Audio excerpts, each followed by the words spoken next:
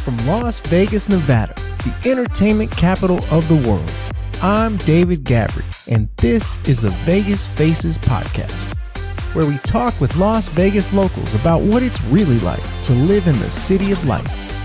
Whether you're living in Vegas, moving to Vegas, or just visiting Vegas and looking for new adventures, together let's discover the hidden gems that make Sin City the most visited place on earth. Hey everybody, welcome to Vegas Faces Fun Facts. This is a segment where we do short clips about specific topics from right here in Las Vegas. I'm David Gavri. I'm a Las Vegas realtor with Realty One Group Summerlin, and today's topic is mistakes to avoid when buying a house. What not to do if you want to be a homeowner. Everybody's asking about the housing market here in Las Vegas. Maybe you want to move to Las Vegas, or maybe you want to move within Las Vegas. Either way, whether you're a first-time home buyer or an experienced homeowner, there are important things to know in order to have a successful and stress-free home purchase, as well as very important things to know about what not to do so that you don't sabotage the chances of buying your dream home. So with us today is Kevin MacKinnon from Cross Country Mortgage to give us his professional advice. Kevin was on the Vegas Faces podcast episode 8, where we talked not just about mortgages, but also about Kevin's days of being a professional blackjack player. He tells a really fun story about getting banned from the casino because he was too good at blackjack. Vegas Faces episode 8, check him out. He's an awesome dude, and today he's going to set us straight. Kevin, welcome back to Vegas Faces. Thank you very much, David. I appreciate having another chance to chop it up with you. Thanks so much, Kevin. Let's just get right into it, all right? What disaster decisions are people making that will keep them from owning a home? I mean, the list is long. And so what I generally tell everybody is to live your life the same way you did when I pre-approved you. And then to get into a little more detail is don't make impulse reckless decisions. And that's a pretty broad net to cast, but that involves everything from keeping your job the exact same way it was when we started talking. Because I've heard a number of stories. I've had a couple of personal experiences, people saying, oh, my boss was a real, B word. So I told her the day before that I quit. But guess what? We do things called 24-hour verification of employment to make sure that you still have a job the day before you're supposed to buy a house. So I've heard plenty of people. I've heard of physical altercations with bosses because a small argument turns into an actual fist fight. Certainly nothing I've experienced with my clients, but I've heard of that from other loan officers. I've just heard of people quitting the day before and going out Jerry Maguire style. So that's probably the easiest one that you can control is just keep your job. Quit it the day after. We're not making phone calls the day after you close the loan. It's probably not the smartest move to do anything like that. But from a things you can control to make sure you still get to buy that dream house, that vacation house, that, investment property, keep the employment the same. There are times where things do shift. So I would say be transparent, because what we can do from our side is still kind of troubleshoot and try to do damage control. So if there's, maybe a unexpected amount of time off or a sickness or something like that, it still gives us the opportunity to try to fix the situation and be proactive with it versus hearing about it the day before. What I'm shocked to always hear is the amount of secrets people think they can get away with. And that kind of leads me into my second point is don't open new lines of credit. This is something that's happened personally to me. Don't buy the boat for the vacation house before you get the vacation house, because we'll get alerts for any new lines of trade that get opened. So let's just say you want to furnish the brand new house. Here in Vegas, you go to RC Willie, you get the 0% interest card for $5,000. You max that bad boy out. Guess who gets an alert? Me and my entire team.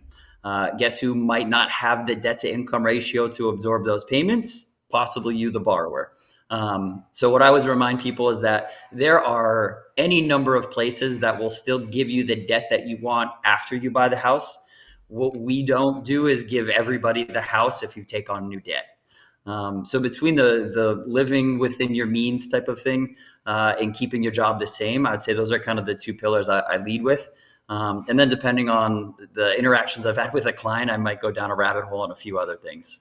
Kevin, can we back up just a little bit? I want to talk about the pre-approval process. I feel like a lot of people, they want to just start by looking at houses. They get excited, right? It's exciting. You find a bunch of houses that you like. Oh, I want to go see them. And then it's like, oh, wait, hold on. have you even gotten approved yet? And then a lot of the time, if it's a first time home buyer, especially, is wait, what is that? What is that even? So I'm curious to know like the pre approval process as well as how long, like you were saying, to maintain that whatever situation they were in when they got approved. How long Yep. generally from that approval to getting the keys to the house?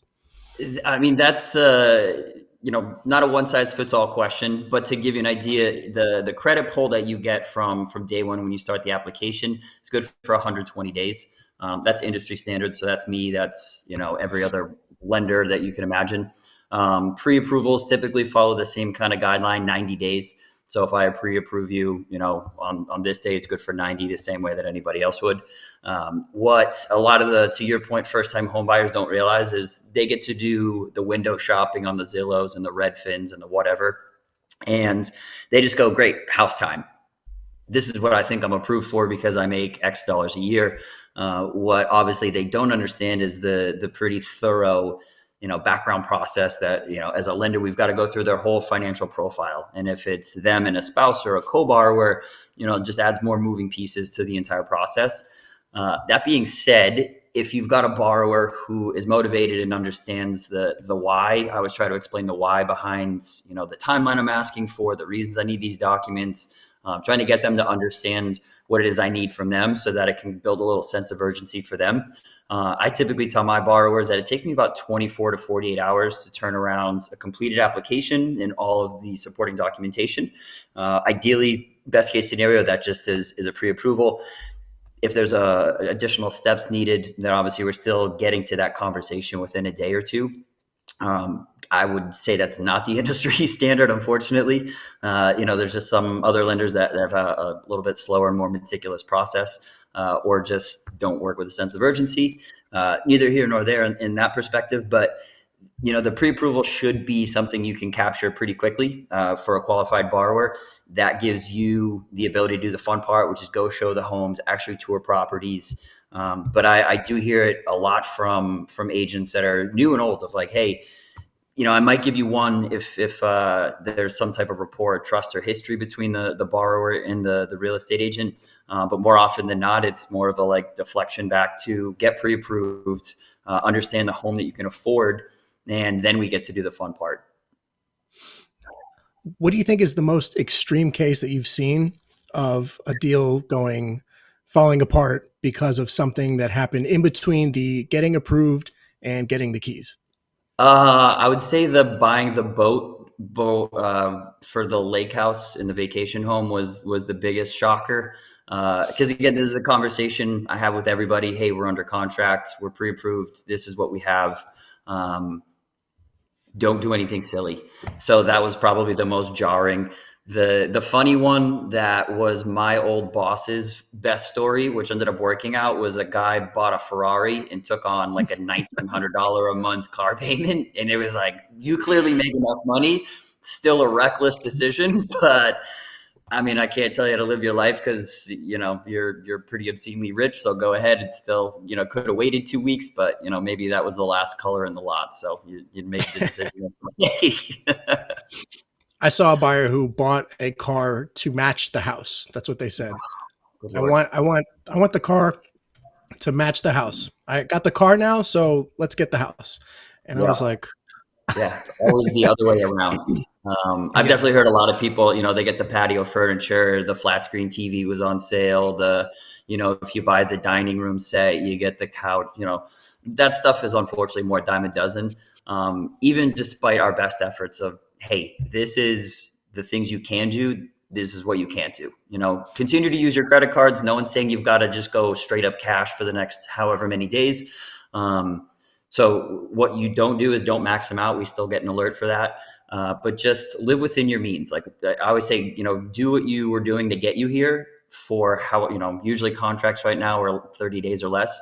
So, suck it up for 30 more days, a cup of ramen if you have to, instead of going out to eat, a couple nights a week, believe me, it'll work itself out to get the keys at the end of the day. what do you think are some things that people don't know? Because like when you just brought up patio furniture, I'm thinking anywhere from 500 to a couple $1,000s, maybe something like that. Like, what are some purchases that people might not think are big splurge purchases that still can affect, and maybe it's not just purchases, but what are just some smaller things, some things that aren't as obvious as buying a boat before buying the house that can still Yeah, sabotage the transaction? yeah, I would say my next story under that was jet skis. I would say anything that you don't have to finance. So again, if you could go to Costco and you've got the deal for $1,500 to buy whatever their deal is on patio furniture, and you're not opening a Costco card and it's not maxing you out on your credit card, like yeah, that's fine. That's still, I guess, what we would consider responsible use of credit. Um, but it's really anytime you open a new trade line, it's just an automatic red flag. So it could be a $500 secured credit card, which again might not have a huge impact for what your debt to income ratio and what your spending power is at the end of the day.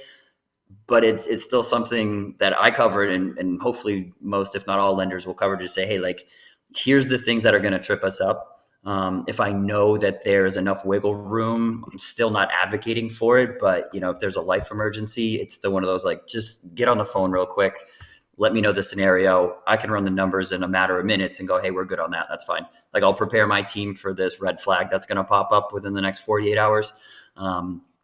But I think what I encourage with the clients that I work with is just the door's always open. Like when we're in contract, there's essentially not a dumb enough question you can ask, because it's the times that they're like, that was stupid, I'm not going to ask them. And then I got, well, that closed the deal. We're just all of a sudden, it's not going to work out anymore. When you said like opening a line of credit, does that mean something as silly as like a Macy's card? Like, one of those like, hey, would you like to, save 10% by Yeah. opening a Old Navy credit card? Yeah, a great question. And honestly, I would say underrated in terms of like the follow up on it. But yeah, like you go and get a new Banana Republic card, red flag. So it doesn't have to be a boat, a car, a jet ski, just anything that's a new trade line that's going to report to the bureaus. A Home Depot card, because you're like, I know I'm going to redo the backyard. I know I'm going to tear out the floors in the bathroom. Like all of those things, whether it's $100 card or not, we'll still get the little ding alert for it. And again, on the smaller side, probably not going to be an issue. Certainly on the larger side, cars, boats, jet skis, much bigger issue. But again, you'll get that card the day after you close 1,000% of the time. So I would just advise from a path of least resistance, just wait so that it's not going to make things more difficult on my end, which kind of rolls into just more work and more explanations and just more follow up from you, the borrower. When you brought up like job changes, like, yeah, that extreme example about punching the boss, sure.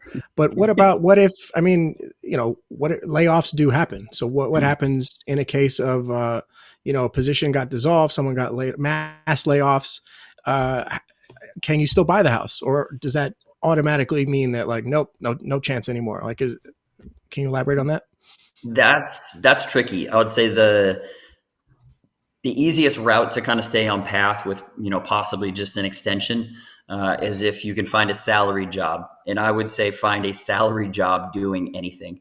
From our side of income verification, if you're salaried, typically an offer letter and maybe your first pay stub, that's enough burden of proof for us to be able to verify your income. If you lose your bartender gig you've been at for 6 years, so you're making your base plus the tips, and you go get another job, we're going to need to see weeks, if not months, of that income to be able to forecast and understand that, this is a new job in a new location, same position technically. But we're going to need to see a pretty substantial amount of work history to be able to confidently say, hey, we're still going to approve this person. This happens a lot with people who have driven Uber in one city and they move to the new city.